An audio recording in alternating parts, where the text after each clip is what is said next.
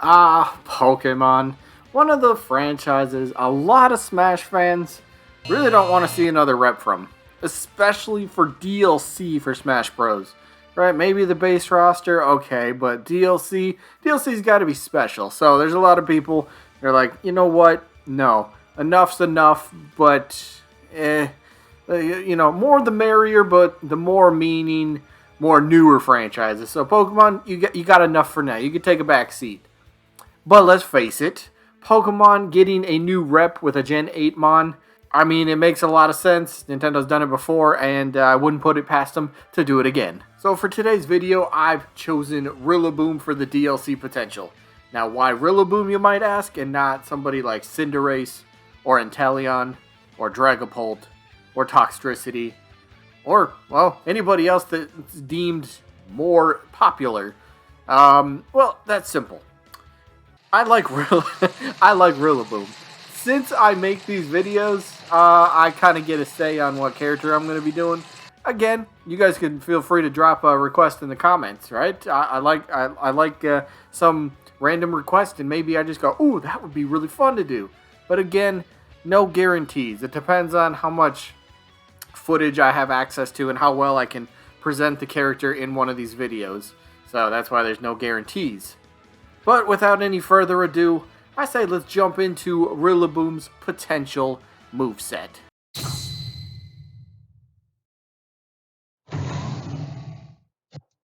Starting things off with the good old neutral special. This one's one of his iconic moves here, drum beating. Now, as you can see, drum beating is basically simple. Rillaboom beats on his drums, and these vines come popping out of the ground to attack the opponent. So the way I can envision this one, Rillaboom pulls out his drum and starts playing it. But here's the fun thing. Every time you would press the B button, his neutral special, every time you press B, Rillaboom would strike his drum. And after each strike, I can imagine, say, like a hitbox, kind of circling the drum, right? So it's kind of like a little shockwave. Every time he hits the drum, boom, little shockwave comes out. So if the opponent happens to be really close to the drum, well, they're going to kind of take a little bit of damage and a little bit of knockback from that shockwave from Rillaboom pounding on his drum, right? Makes sense? And then, of course, you got the second effect as well. Probably a few character lengths away from where the drum is. As Rillaboom's beating on the drum, the vines would pop out and start kind of like rapidly kind of just whipping the opponent. Pretty similar to, I think Ivysaur has that kind of as his jab combo at the end, I think you guys know what I mean. Just the rapid vine whips. Pretty similar to that. Moving on to side special. For this one, I got Wood Hammer. Now, Wood Hammer in Pokemon is a very powerful move. And it also has quite a bit of recoil to it. So, I think this one, you could somewhat compare it to Charizard with his Flare Blitz for his side special. This could be one of Rillaboom's best KOing options, because again, it'll do a ton of damage if you can connect the move. But then again, you got to weigh the risk with the reward. Is it worthy enough to use the move if you're at high damage? Say you miss, oh, now you just put yourself at much higher damage. We get the whole recoil thing, but that's how this would be. Rillaboom basically slams its body into the opponent, dealing massive damage. So, this, like I was just saying, it could be very similar to Charizard's side special's Flare Blitz. Very powerful, but you yourself also take some recoil damage in the process. Now, up special. I was having trouble trying to come up with a way for Rillaboom to, recover besides just his two regular jumps that he's going to get. I was like, what could I use? And then it hit me. There's a new move from the Isle of Armor DLC that you can teach Rillaboom, which is called Grassy Glide. I figured this one is perfect now. So as you've seen by the little animation, the little move, Rillaboom transforms just like you see in the move, like this little energy sort of deal. So he just transforms and he just zooms straight forward in whatever direction you are holding. So he's got his jump, and then whichever way you're trying to recover. It's pretty simple. And again, because like Grassy Glide in Pokemon is a priority type move, so it's pretty quick and it's going to have some decent attack and knockback and damage and all that stuff. But I figured this one just makes a ton of sense for his up special, for his recovery move. Now for forward tilt, for this one. This one's easy. One of the earliest grass moves that the Grookey line learns, branch poke. Now, again, tilt moves are meant to be quick and right to the point, so why not branch poke? Rillaboom quickly thrusts the branch forward. Literally what the move is called, right? That's what he does. He pokes you with a branch. Just a quick little attack, since Rillaboom is pretty big and powerful, you know, this giant gorilla, you know, jabbing a branch at you. Yeah, that's going to have some decent knockback to it. That's going to hurt a bit.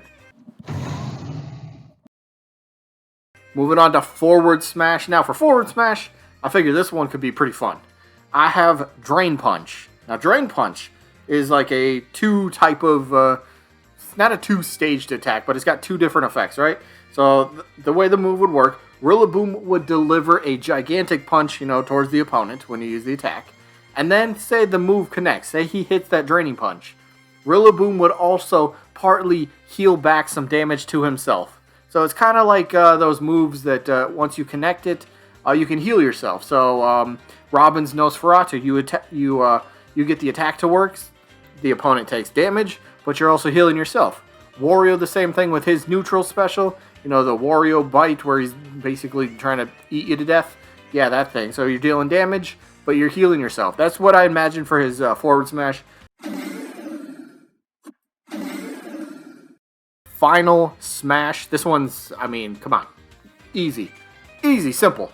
G-Max drum solo. So Rillaboom would, in fact, Gigantamax, and then he uses his trademark drum solo attack. Pretty simple. The attack would pretty much engulf the entire stage. Rillaboom kind of similar. Think of Bowser, how he transforms into Giga Bowser and goes behind the stage. You could have that Rillaboom, you know, transforms into his Gigantamax form, goes to the back of the stage, and just starts wailing away on the drums, and all this, you know, the shockwaves from the beats of the drums start spraying out everywhere. Just as you see with the attack, it makes a lot of sense. Of course, Gigantamax, right? Gotta make use of that if you're gonna have a Gen 8 Mon, right? Gigantamax or Dynamax, whatever it is. You gotta have that in there somewhere. So now I do want to touch on a few other attacks. Sorry, I don't have any clips for them. It is an issue when I'm doing some of these videos. Like, okay, I want to show off, you know, what I'm trying to say, you know, so you guys get a better visualization. But sometimes I can't do that. And with this, I'm just going to say, here's a few more potential, like, it's Pokemon. They have tons of moves at their disposal that they could use in their moveset in Smash Bros. So you do got Slam, which I believe involves either a long tail or some sort of vine. And again, Rillaboom's got access to a vine attack, you know, with his drum beating, so something similar to that for a Slam. Does have a double hit. Maybe that could be like a, I don't know, that could be his 1-2 jab combo, you know? Maybe he doesn't get a 1-2-3. He just gets a 1-2. That could be double hit. He's got knockoff. Maybe Boom Burst could be kind of interesting for like an up air. You know, he yells really loud and, you know, it just shoots straight upwards, whatever it might be. So he's got access to quite a bit of other things, but unfortunately, I didn't quite have access to video clips of these.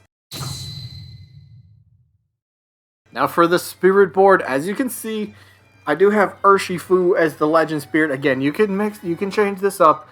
This is never meant to be what the final product is supposed to look like. I gotta say this every video because somebody always comes by and goes, "Why didn't you have this spirit? I would have preferred this one instead." This is not a final thing. This is just a potential mock-up of what could be on the Spirit Board. Alright? This is just what I have. If you don't like it, that's fine. It's all good. But, so as you can see, I did choose Urshifu for the Legend Spirit, and I will demonstrate on how that Spirit fight could take place in just a little bit.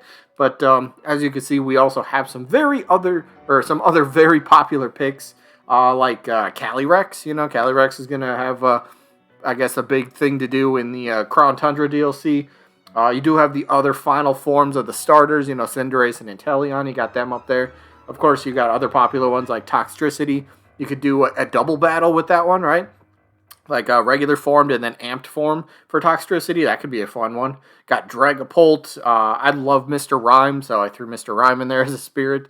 Maybe even Galarian Ponyta. Why not, right? So those are just a few of the spirits that I came up with. Again, you don't have to agree with them, but it's just what I have for now. If you prefer different Pokemon, that's totally fine. I'm not gonna hate on anybody. It's just, again, just a mock-up of what I came up with just for demonstration purposes. And now, as for the legendary fight, the Urshifu fight, I figured this one would be pretty fun.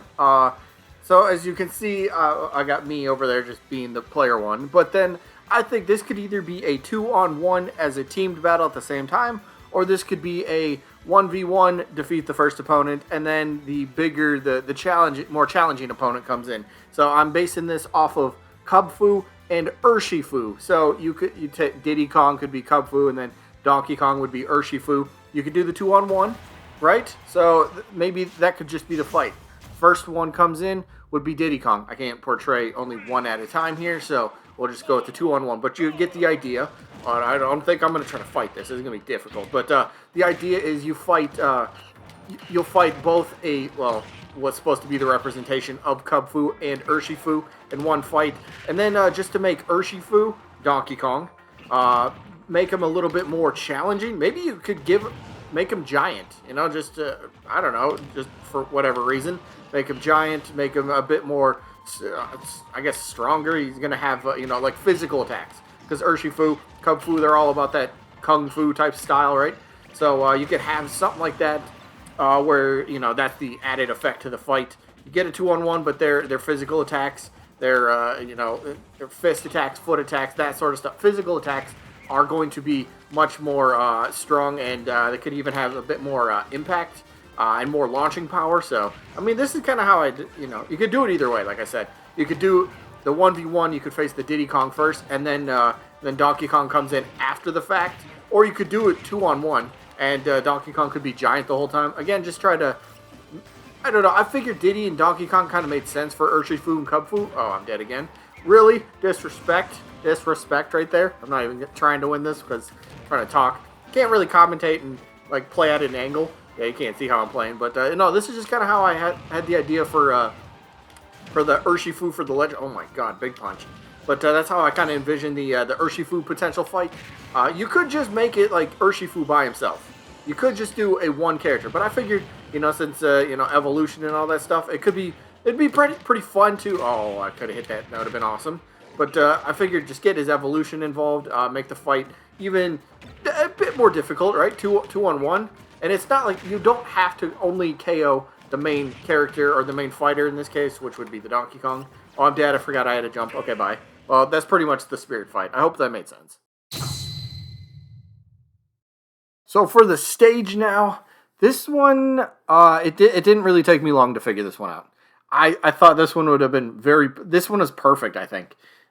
It is, in my opinion, probably the most popular spot in Sword and Shield, and that is known as the Wild Area. Now, the Wild Area is very fun. So, throughout the Wild Area, you got different sort of weather effects that kind of take place. I know you got like ice and hail. One part could be raining, another part could be sandstorm, so on and so on, something like that. So different type of weather effects. They do have berry trees. Maybe you could utilize that in one of the spots in the Wild Area for the stage. A berry tree actually on the stage. And if you want, and you got hazards on, the berry tree, if you hit it, drops a couple berries. And just like the food in Smash Bros. Games, if you eat it, you'll heal yourself a little bit. So that'd be fun for the berry trees.